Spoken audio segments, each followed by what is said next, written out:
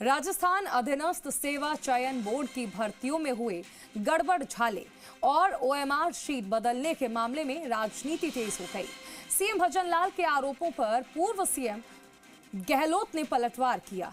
गहलोत ने सरकार पर ही सवाल खड़े करते हुए पूछा कि गिरोह के भंडाफोड़ के बावजूद सरकार ठोस कार्रवाई क्यों नहीं कर पा रही। इस पर अरुण चतुर्वेदी ने भी पूर्व सीएम गहलोत पर निशाना साधा और इसे अपने गुनाहों पर पर्दा डालने की कोशिश करार दिया। देखिए रिपोर्ट।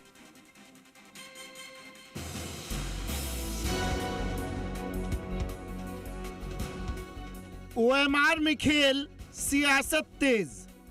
आपके सपनों को रौंदने वाले को चाहे वो कितना भी बड़ा हो किसी भी तरह से नहीं बख्शा जाएगा, कैसे भी नहीं बख्शा जाएगा।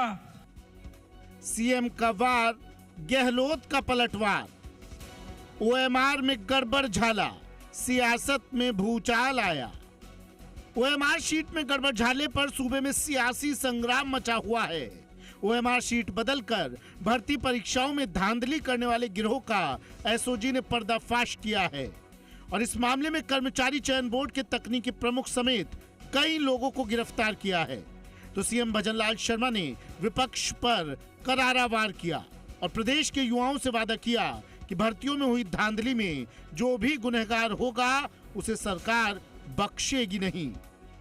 पिछले 5 साल आपने पिछली सरकार को देखा था, युवाओं के साथ कुठाराघात होते थे, उनके पेपर लीक हो जाते थे।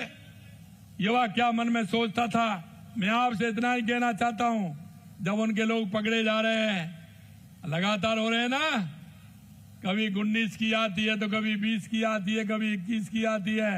अरे मेरे युवा भाइयों, विद्यार्थी साथियों, मैं आपसे इतना ही कहना चाहता हूं, आपके सपनों को रौंदने वाले को चाहे वो कितना भी बड़ा हो किसी भी तरह से नहीं बख्शा जाएगा।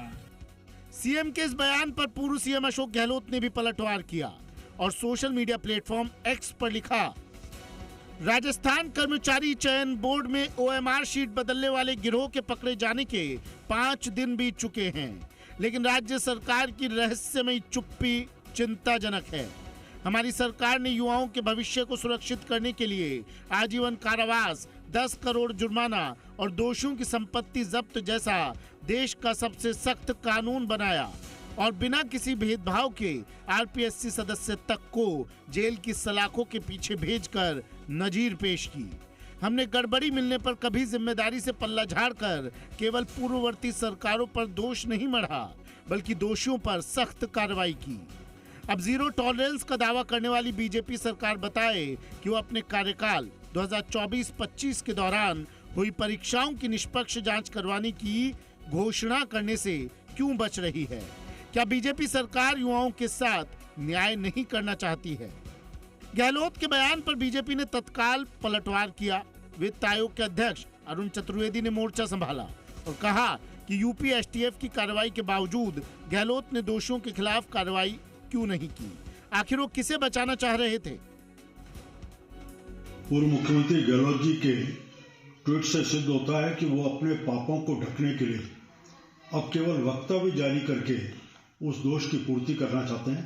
पहले वो इस बात का जवाब दें कि जब किसी व्यक्ति, उत्तर प्रदेश की एसटीएफ ने आपको सूचना दे दी 61.5 लाख पकड़ने के बाद, उसके बाद भी 4.5 साल तक आपने इस पूरे मामले पर ना कोई जांच समिति की, ना किसी को गिरफ्तार किया और ना ही किसी प्रकार का मुकदमा दर्ज करके आप किसको संरक्षण दे रहे थे और किस बात के लिए संरक्षण।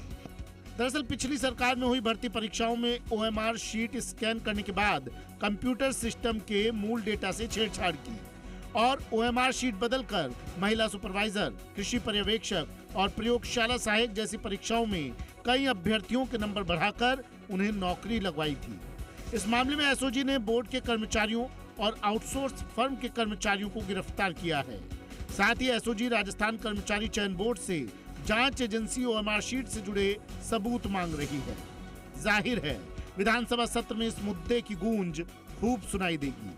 आखिर युवाओं के बीच अपनी सरकार की स्वच्छ छवि और भर्ती प्रक्रियाओं में पारदर्शिता का संदेश देने के लिए सरकार सख्त कदम उठाने में कोई गुरेज नहीं करेगी। विधानसभा के इस सत्र में भर्ती परीक्षाओं में हुई धांधलियों की गूंज इस बार खूब सुनाई देने वाली है। बीजेपी इस मामले में आक्रामक है और खुद सीएम भजनलाल शर्मा कांग्रेस पार्टी को जमकर घेर रहे हैं और आने वाले दिनों में कड़ी कार्रवाई के संकेत भी दे रहे हैं।